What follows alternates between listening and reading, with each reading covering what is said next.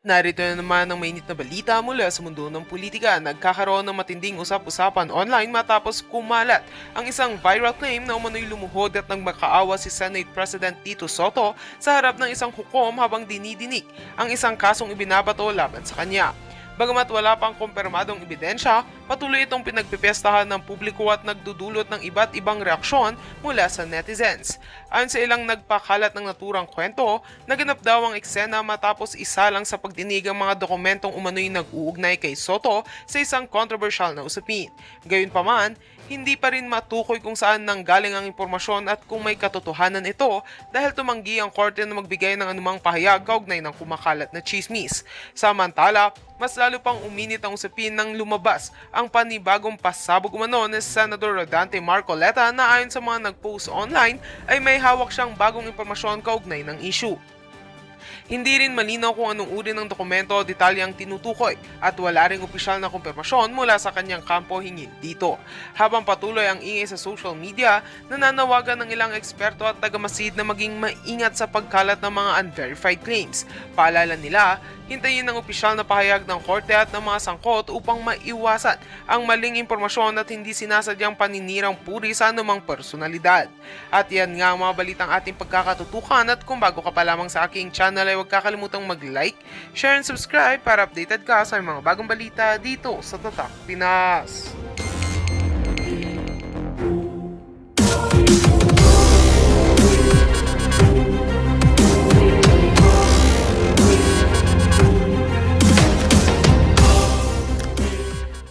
Lang yan eh, oo, mabuting aso. Ngayon mga ka-reaction, kung ako dito kay Tito Soto, bumaba ka na! Bumaba ka na, ibigay mo na kay Alan Peter Cayetano yan, ako! Walang mangyayari sa'yo dyan. Kaya mga ka-reaction, pakinggan po natin ang sinabi ni Senator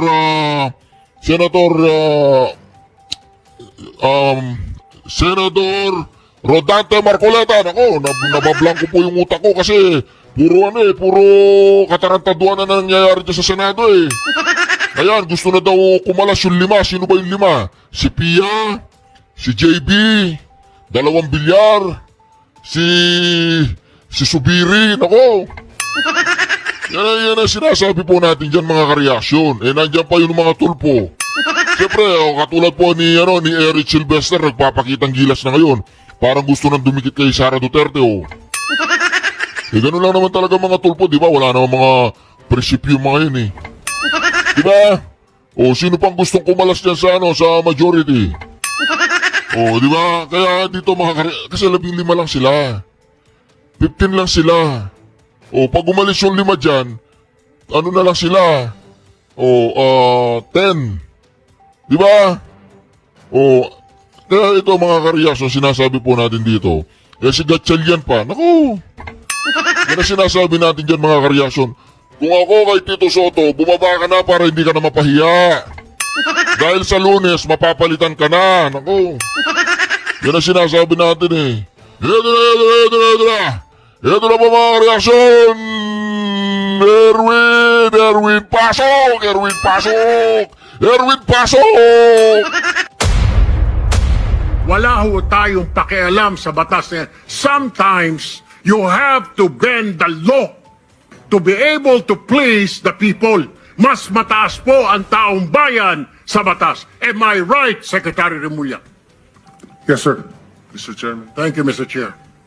Alright, Reaction TV Base, nagbabalik reaction. Napakaganda po naman pag-uusapan natin ngayong mga kareaksyon. Ito po mga kareaksyon ang pinakamalupit at pinakabagong video po ni Senator Marcoleta. Ipapaliwanag po niya dito ang mga nagliligaw sa issue kung saan po nila dinadala. Hoy, Ping Lacson, makinig ka dito, Pinky. Pinky, One Ball University Scholar. Tito Soto, makinig ka dito. Oh, papaliwanag ni Senator Rodante Marcoleta. Ito na po, panoorin na po natin mga kareaksyon. At sabay-sabay po tayo mag-comment sa comment section. At huwag po ninyong kalimutang magsulat dyan kung anong gusto nyo. May video kayo na gusto nyong ipa-react sa akin. I-comment nyo lang sa comment section ating re-reaction na yan. Pipili po tayo sa ating mga subscribers at mga viewers natin mga kareaksyon. Ito na, huwag na po nating patagalin. At baka mapanis pa. Di ba naman eh, kayo daw po naglilisan eh. Inililihis nyo raw eh. Nakita mo naman ako, pinipilit ko may diretso eh. Oho.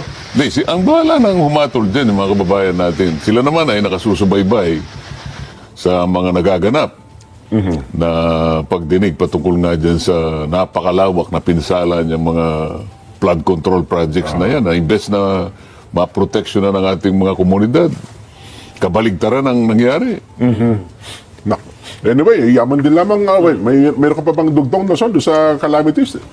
Tuloy na natin doon Tuloy na natin. Oo. Sa marami kasing mga issue dyan ang lumabas nitong nakaraang mga araw. Oo. Within this week kasi walang hearing. Ba't nga pala, Sen? In-expect namin, Sen, kung hindi Wednesday, ngayong Thursday. Ay, ba't bigla na wala Bakit po? mo sa akin itatanong, hindi naman ako ang chairman ng Blue Ribbon Committee? Ganun ba? Nakakakulo sa kapulungan ninyo, miyembro, hindi ba napag-usapan? Eh, sila lang ang nagbibigay ng schedule eh. Malalaman na lang namin kapag ka sila'y nagpalabas. Doon sa pinakahuli na pagdinig last week, in-expect natin ay merong isang pagdinig dapat this week. Pero hindi ho pala natuloy, yun ho. Wala, di ba? Ang tanong nila, meron magkatawag ka. Kahit na 10 yung mga in-implicate niya ron ng mga construction companies. Yung SunWest, nabanggit doon. Opo, Yung Third Star, nabanggit doon. opo. Yung Edmarie, nabanggit. At napakarami pa. Mga iba-ibang personalidad. Ibig ba sabihin, naging subject matter ng kanyang maramdaming Privilege speech. privilege speech na kumpleto ang cinematography, Sound effects. may sound effects, meron pang screenplay, Privilege speech. privilege speech. Sa 10, 2 pa lang ang natawag eh. Mahigit na 10 yung mga in-implicate niya ron. Blue ribbon. Paano mangyayari yun? Yun lamang mga binanggit ni Chairman Panfilo Lacson ng Blue Ribbon Committee. Opo. Halos sa 10, 2 pa lang ang natawag eh. Mahigit na 10 yung mga in-implicate niya ron ng mga construction companies. Yung SunWest, nabanggit doon. Opo. Yung Third Star, nabanggit doon.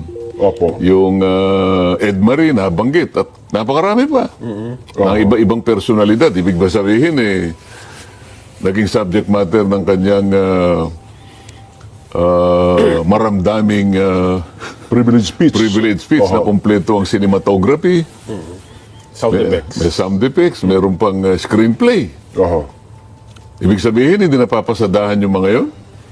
Baka kasi... Sa kanya yun Ang pagkakarinig ko, Sen, ay may hinihintay na ebidensya o testigo. Oo nga, doon Di ba? na-interview siya. Mukhang baka daw po may mga hinihintay pang... Development, oo. Development. Kung wala naman daw pong bagong development, baka... Hindi, ang sinabi niya, nabasa ko rin yun sa social media eh. Opo, oho. O tsaka kasi parang in-interview siya. Tingnan natin nga niya kung merong masustansyang darating. Opo. Paano malalaman kung may darating na masustansya kung hindi mo ipatawag yung mga binanggit mo sa privilege speech mo? Ako, kumo yun ang kanyang pinasadahan sa kanyang privilege speech na 2 beses yun.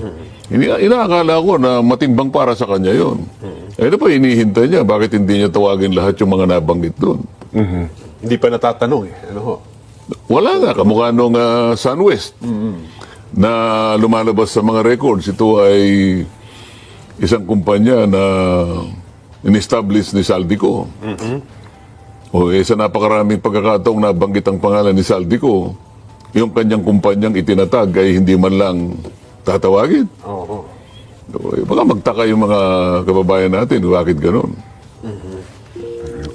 Open-ended kasi, no? Nung natapos yung huling hearing, walang sinabi kung kailan yung susunod eh. Paano? Nung itong huling hearing, merong lumabas na isang napakatibay na yung ating witness, di ba? Oho. Si Ay, retired ano ba yung Major... pinakahuli? Yung kay... Yung pinakahuli. Retired Major... Master Sergeant Orly Gutesa. Oo, hindi ba? Opo. Wala naman silang itinanong eh. Nung makita nila siguro na, teka muna, credible ito Marami po kasi na-shock na bigla ata doon sa statement niya. Oo, ang dami nila ron. Ba't di sila magtanong? Nakahanda naman sumagot yung witness. Hindi, ang problema daw ho kasi ata, peke daw yung notaryo. Kaya Bakit? Yung notaryo ba, Ayaw ano? nilang tanungin. Ang issue ba doon yung notaryo o yung isiniwalat niya? Oho. Yung kanyang sinumpaang salaysay, di ba doon nakapako lahat ang pinag-uusapan? Oho. Mali ba yung mga sinabi niya? Di ba maliwanag kung napakaliwanag ang pagkakasabi niya? Siya lamang ang tanging witness na talagang nag-connect mula kay Saldico hanggang kay Speaker Martin Romualdez. Paano nalilis yun? Di ba dumiretso ron? Bakit hindi pa natatapos ang hearing? Kalagitnaan pa lang, umalis na siya. Oho. Iniwan doon yung vice chair niya, si Senator Erwin Tulfo. Oho. Ibig sabihin, hindi siya interesado na magtanong. Oo, ganun ang implikasyon. Di ba? Oho. Anong nangyari na dun sa abogado na si Attorney Pechi Espera? Kasi, Sen, after niyang sabihin na hindi siya yung nagnotaryo, ang daming lumabas na, hindi ka ba yan, hindi mo ba pirma to? Paano yung mga ninontaryo mo sa amin? Meron yung sa Tiesa. Liga ng mga Meron yung sa barangay Liga ng mga barangay. Marami pang iba. May nakita pa ako na gano'n din yung notarial details. Opo. Iba pa rin ang pirma. Ibang pirma pa rin. Sa Makatwid, ako, tansya ko rito, marami siyang lugar na ginamit na kung saan ay meron siyang mga staff na nagnotaryo. So may Iba-ibang branches pirma. pala. Ibig sabihin, bukod doon sa na picture niya, mayroon sa iba pang... Meron, ibang pirma pa rin eh. Pero ganun kung mo ba? titingnan mo yung notarial deal, kasi yung i-stamp mo ng ganyan, parehong-pareho eh. Pero iba naman ang pirma. Kaya same name po? pwedeng isa o dalawang lugar ang kinasangkapan niya para meron siyang tao doon, o ikaw, magnotaryo ka rito, ikaw naman, dito ka pumwesto. O, ganito ang gagawin ninyo. Pareho silang merong notarial register. O, halimbawa, yung hawak nung isa, Book 8. Opo. Yung nagnotaryo kay Gutesa, Book 8 pero yung isa siguro Book 7. Kasi maring may Book 5. Iba-ibang lugar eh. Yun ang suspecha ko dyan. Ganun pala. Ngayon, kung mo pareho yung tinatatak niya, Opo. at sigurado yung staff naman niya ron, nagkakasundo sila, sige, pirmahan mo yan. Kung alanganin ka, text mo sa akin, i-Viber mo, akong bahala sa'yo, sige. O pag nakita ko, sige, inotaryo mo yan, pipirma ngayon. Oho. Pinapayagan mo, halimbawa, na pumirma para sa'yo yung staff mo, pagkatapos tatalikuran mo. Kahit ano pong sabihin niya, mali yun eh. Opo. Una, hindi niya dapat pinapapirma yung sekretary niya o sino man yung staff na naroon. Dapat siya nakapirma. Siya mismo. personal. Opo. Dahil ang requirement ng batas, dapat yung nagpapanotaryo nakaharap sa'yo.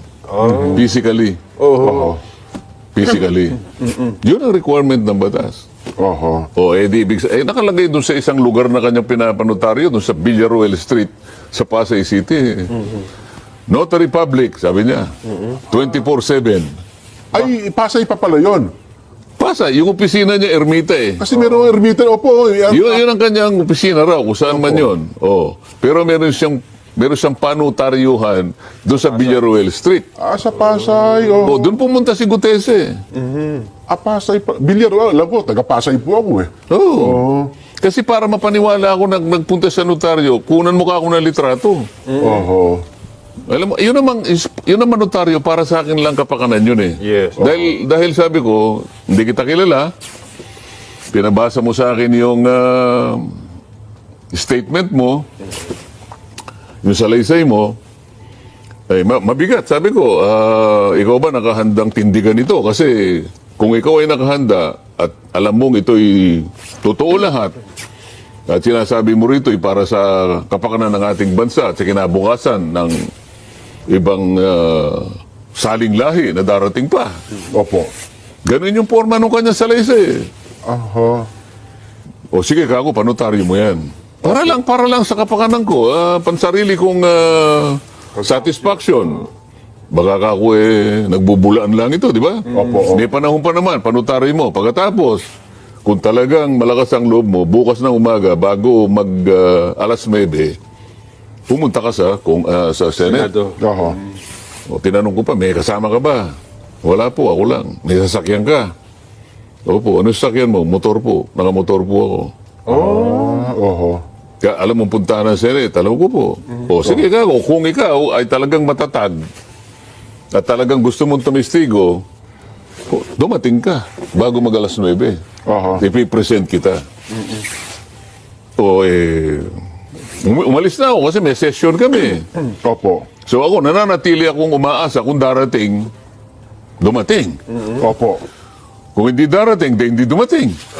Di ba? Hindi nyo 100% na... Wala, siyempre, tinetesting ko rin ang kanyang lakas ng loob dahil yung kanyang testimony, mabigat eh. Edi dumating. Pinesent ko. Pagkatapos, wala raw akong kortesiya. Oho. Ano ang pinag-uusapan natin? Yung katotohanan o kortesi? Oho. Puro courtesy. Oho. Ayaw niyang tawagin si Saldico interparliamentary courtesy. Ano ba? Ano ba importante sa iyo? Ano ang mas importante sa iyo? Yung makapagbigay ka ng kaukulang paggalang sa tao o yung accountability na hinihingi ng mamamayang Pilipino sapagkat siya tinuturo na pinagmulan lahat ng kawalang hiyaan na ito. Kukuberan mo siya ng interparliamentary courtesy. Sinabi ko sa kanya, bakit nalalabag ba yung interparliamentary courtesy kung iimbitahin natin? Hindi. Huwag mo lang isampina. Yun. Imbitahan mo. Oh. Ito noong hindi pa siya nagre-resign as Nang congressman. hindi pa siya nagre-resign. Lahat na lang ng pang-cover ginagawa niya eh. Oh. Para lang i-discredit yung testimony ni Gutesa. O peke yung notaryo. Yung notaryo, hindi issue yun. Kahit na walang notaryo at dumating yung tao, hindi nakanotaryo yun, sukat na siya'y humarap sa kapulungan. No. At siya'y sumumpa. Yun na yun. At siya'y pinagtatanong ng kapulungan. Opo. Ano hahanapin mo pa ron? Hahanapin mo pa yung notaryo kahit na walang notaryo yon. Hindi nawawala yung bisa nung kanyang salaysay. Kahit punitin pa yung papel. Wala na yun eh. Kasi nagsalita na. Oo nga, ba't mo naman pupunitin? Nandun eh. Nagsabit ako na. Oo. Merong isang abogado narinig ko, Sen. Ang sinumpaan daw po ni Gutesa ay magsasabi siya ng totoo at pawang katotohanan lamang. Pero hindi daw niya sinumpaan na yung nilalaman ng kanyang Gutesa na ito bang sinusumpaan mong ito ay tama, itong laman ng iyong affidavit na ito. Kaya daw po, parang ang kanyang punto, ay yung panunumpa niya doon sa Senado, nung siya'y tanungin, ikaw ba'y nanunumpa na ang iyong sasabihin ay totoo at pawang katotohanan lamang? Pero hindi daw po kasama sa pinunumpaan niya, yung kanyang notaryo, ay yung kanyang Babasahin. affidavit, babasahin, ay kaya daw po doon sa notaryo publiko niya dapat sinumpaan yun, na yung kanyang sinabi doon ay totoo ang sinulat niya sa notaryo. Bakit? Sinabi rin ba niya doon, ang lahat po nasasabihin ko rito, puro kasinungalingan? Sinabi ba niya? Wala naman po. Wala sinabing ganun. Kaya nga. Oho. Yun lang ang katapat dun eh. Ako po ba yung nagpunta rito para magsabi ng kasinungalingan? Oho. Meron ba siya sinabi? Wala. Wala. Oh. Pinagtatanong siya. Totoo ba nga niya na ganito? Opo. Oh. Totoo ba na ganyan? Yan ang mga ano nila eh. Oh. Ano na lang yun? Palusot na lang yung mga ganun. Alibay na. Ay, nako. Well, anyway, noong isang araw sa nakita ko, ay nag-live kayo na kayo pumunta ng City Hall eh. Ano ho ba yung pinunta nyo? May kinalaman ata dito kay Attorney Espera? Kasi sabi, ipapatawag daw kayo ng Regional Trial Court ng Maynila eh. Hindi, sa Totoo ba? kagustuhan ko na makakuha sana ako ng kopya ng mga ibang mga dokumentong ninotaryo niya para maikumpara ko doon sa dokumentong ninotaryo sa kanyang sariling yung lugar na pagnunotaryo. Kaso, anong sabihan ako nung, wala pa yung judge noon kasi parang nag-attend siya ng inventaryo. Opo. Kasi parang mag-end of the month na eh, di ba? Opo. So busy sila sa inventaryo. So kausap ko yung clerk of court. Di bali po kanya, doon muna kayo maupo doon sa may maganda pong lugar ng court. Kasi alam mo naman yung mga Opo, yung korte mga natin courtroom, ngayon, opo, masisilip, very maliliit. cramped talaga. Oh. Siguro nahihiya naman sila na hindi man lang ako makaupo sa isang medyo maayos-ayos na meron namang aircon. Yeah. Oho. E de, sige ka kung yan ang mga dinala ko ron. Doon nga, Hanggang sa dumating yung judge. Aha. Nakausap ko yung judge. Hindi kayo pinatawag, kayo ho ang personal na pumunta. Kasi parang ang Ako dating pumunta dahil nga gusto ko ngang makakuha kung sakali, kung po pwede. okay. Kaya lang, ang nalaman ko, kasi alam ko, dahil September ito, Opo. mag-e-end, ang submission ng notarial register, yung mga notaryo nila, Oho. 10 days after the end of each month. Hanggang mag- Kaya so alam wala ko na pa. baka wala pa. Pero ang sabi ko naman, yung mga earlier documents na, kahit halimbawa yung tama, Agosto, tama. ang, Opo. ang balak ko lang naman comparison eh. Oo. Ikumpara Comparison lang. Ngayon, sabi naman ng judge, ang pinakamabuti, Sen, sabi niya, hintayin na lang natin kasi pagka ganito po yung nature ng mga request, talaga pong ang Korte Suprema po, inihingan na po namin ng ano. Ako kung yan ang tuntunin, pasakop tayo dyan, pala. judge, sabi ko. O total po, kanya, pinasubmit ko na rin po na siya nung ano ba yung lugar na pinagnunotaryuhan mo, Oho. asan yung specimen ng signature mo. Oho. Sige, judge ka, ako, hintayin ko na lang yan. Kasi So nakita niya na seryoso ako na talagang gusto kong malaman ang mga katotohanan. pangyayari dito.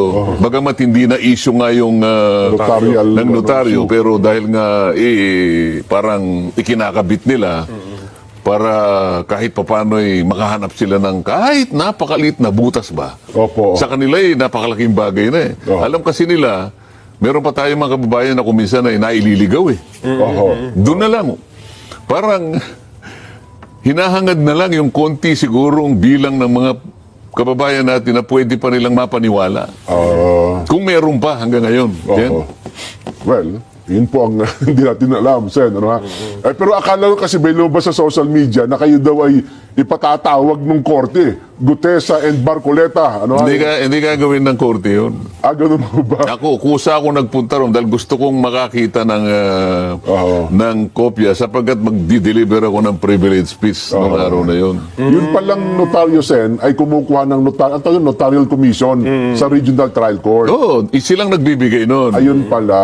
Kaya i-report mo yung ninotaryo mo sa loob ng isang peryodo. Halimbawa, yung 1 month. Isang buwan, oo. Oo, kaya lang ang pagre-report is every first 10 days of the next month. So, Kaya itong Oktobre. October 10 ang submission Deadline. nila. Oo, ako naman, ang pag-asa ko nga, yung comparison lang, Oo. baka meron po tayong may papaserox na, halimbawa, yung Agosto. August, o yung mga ano. Yung Agosto, yung September, wag na muna kasi i-report pa Wala lang. pa yun. Kaya lang po, yung mga nauna.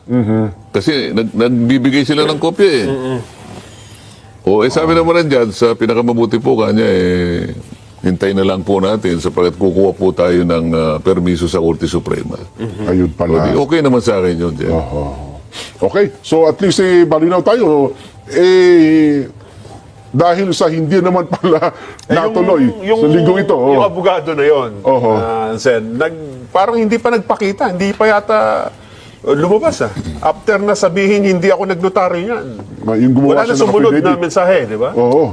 Hindi man lang siya in-interview, no? Wala Yun po na, Ayaw din naman ipatawag ng Blue Ribbon kasi lilihis kami.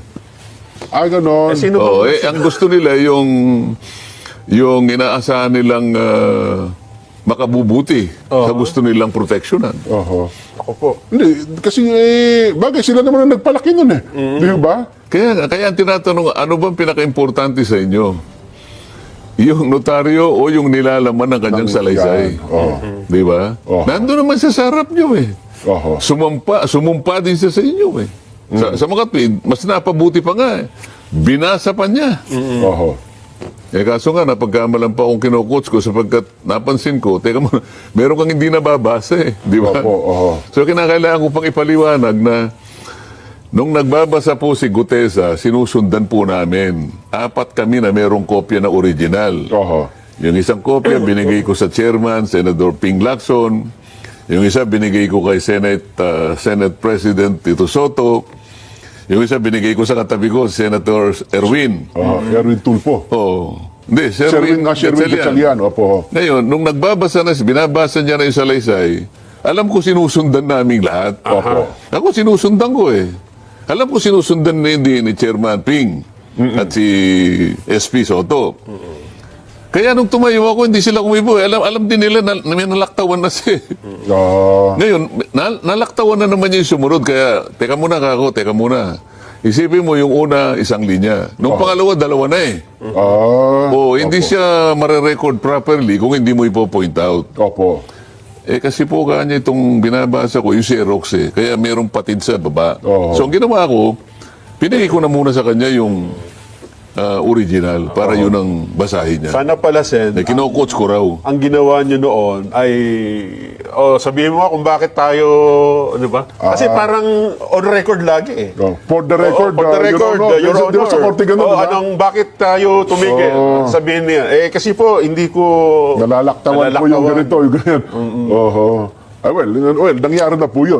Masyado na magpapaka-technical eh. Alam ko na mga apat kaming nakatingin nga po. sinusundan namin eh. Yung binabasa niya eh. Sa kanya yun eh. Galing sa kanya eh. Original, apat ang binigay niya sa akin. Hindi, nagpatibay pa ng hinala tuloy ng iba na kino-coach nyo. Kasi nung tinanong si chairman, balita po, kayo na po ang maghatol, mga kababayan, sa inyo po nakita. Yun ang ayaw ko nga sa kanya eh. Parang sinabi, Ang sinabi, your guess is as good as mine. Yun. Samantalang alam niya, binabasa namin pare-pareho. Hindi niya pinabulaanan, pero parang sinabi niya, So, kinotes nga. nakikita naman ninyo. Ako na ipaliliwanag kung mabuti.